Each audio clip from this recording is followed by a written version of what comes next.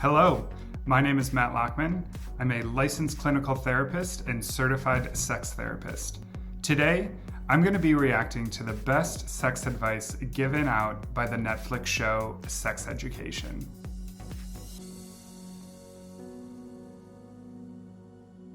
First things first, I love this show and the overall sex positive messaging it brings to this world. Is it always spot on? Not all the time, but for the most part, this show does a good job in providing the sex education that we need in this world. With that being said, let's dive into the first clip.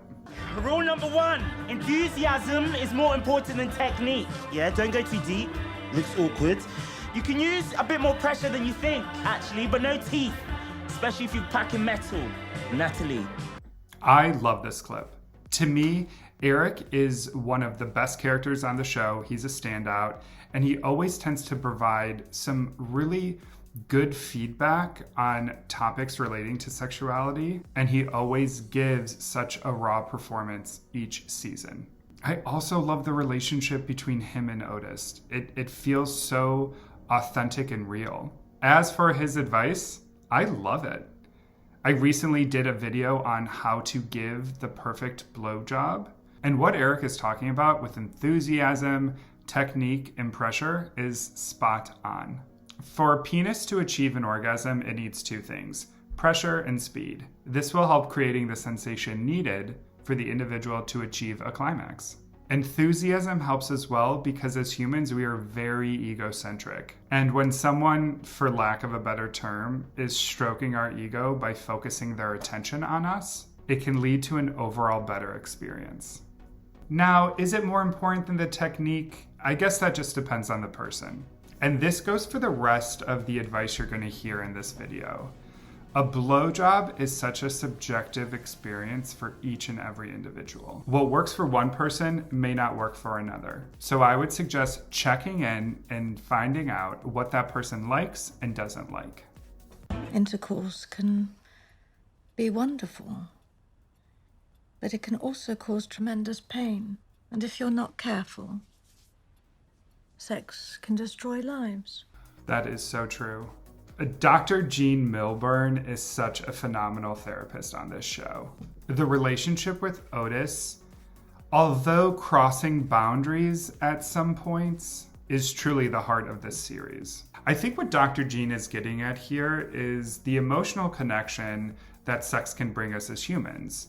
And I think what we should be doing is constantly checking in on our relationship with it. There is a ton of vulnerability that sex can bring to an encounter. And if two or more people are not on the same page, it can definitely cause damage. My advice, start having conversations with the people before you start engaging in a sexual encounter together. Set expectations so that nobody gets hurt. Look, I know it feels like everyone's doing it. Yeah, some people are, but most of us aren't yet. It's not a race. I totally remember this scene. Lily feels like she is falling behind her peers because she still has her virginity and hasn't had penetrative sex. What Otis tells her couldn't be more spot on. Listen, virginity is a construct created through sex negativity and purity culture. My advice would be to have sex, penetrative or not, when you feel like you can handle it on an emotional level. Define what it means to you before bringing in outsiders. If you want to tackle Kate's issues surrounding self-esteem, whilst respecting your desire for visual stimulation, you need to establish a clear verbal intercourse. Stop passively hearing and start actively listening. The good advice continues. What Otis is saying here is basically sex therapy 101 when it comes to communicating our desires. Most couples don't communicate about sex because we are taught a ton of mixed messages around it. So when it is actually time to start having these conversations, it can be very confusing and challenging for some people. Humans are complex creatures, and what has made us so successful is our ability to adapt and evolve. Start by getting to know yourself and your wants and desires, and then actively express that to your partners. And when they do the same, it's okay for you to have different desires. Remember, we want to listen to hear and not listen to just respond. You know, they've been doing some interesting studies with cannabis. However, it has been linked to early onset impotence. Nothing conclusive yet, but you have to be careful with how much you smoke.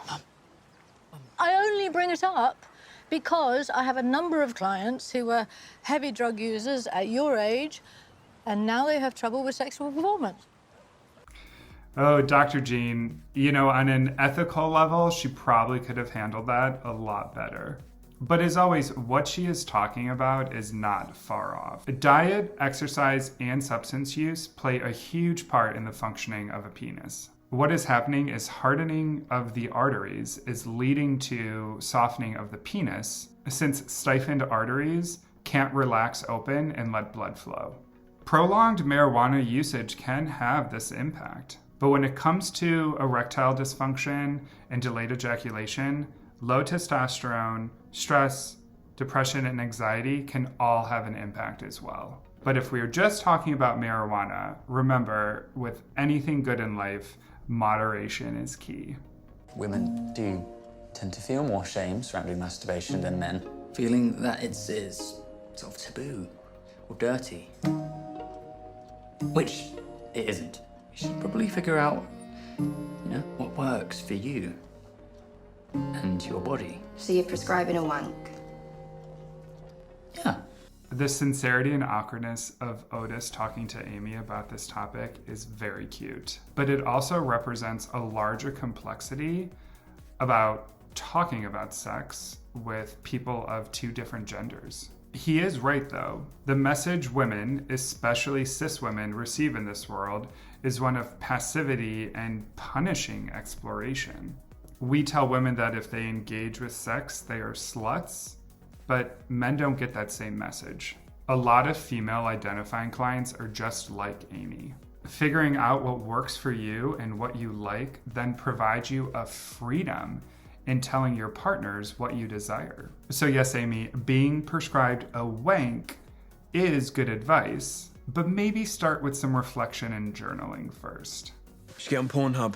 There's loads of stuff on there. You could watch a CGI demon fuck a horse. Well, Adam is not wrong, and I will most likely be doing a video on porn and its impact on us. But what we need to remember is that porn is fantasy and not good sex education.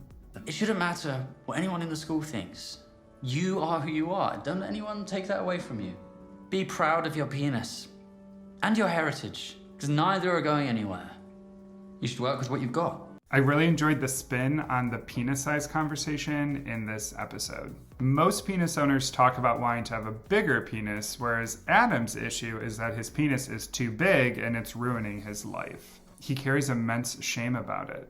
At the end of the day, penis size has nothing to do with performance, masculinity, or technique. There's a reason why there's an old adage that says it's not about the size, but the way that you use it. It couldn't be more accurate.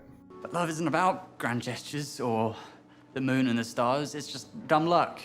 And sometimes you meet someone who feels the same way, and then sometimes you're unlucky. But one day, you're gonna meet someone who appreciates you for who you are. I mean, there's 7 billion people on the planet. I know one of them is gonna climb up on a moon for you. Really? Yeah, you're brilliant. You're very dedicated. You're gonna make someone really happy one day. But it will not be me. Not Lizzie. Definitely not Lizzie. But someone. And it won't happen if you fall off that moon and die. Okay. This is such a good one to wrap up on. I think the idea of having a soulmate out there, only one person that you're meant to be with, is really archaic. One of the best pieces of wisdom I learned early on in my sex therapy training involved the purpose of relationships. You see, consenting relationships are voluntary. Instead of going and dating to be liked, start dating to be seen and heard. Date to be known. This way, everything is within your control. You can decide if the person you are talking to is worth your time, and not the other way around. Well, this is fun. Let me know down below if you want me to do more reaction videos. Please like and subscribe, It helps me towards my goal of providing more sex positivity and sex education to those in need and who want it. Until next time.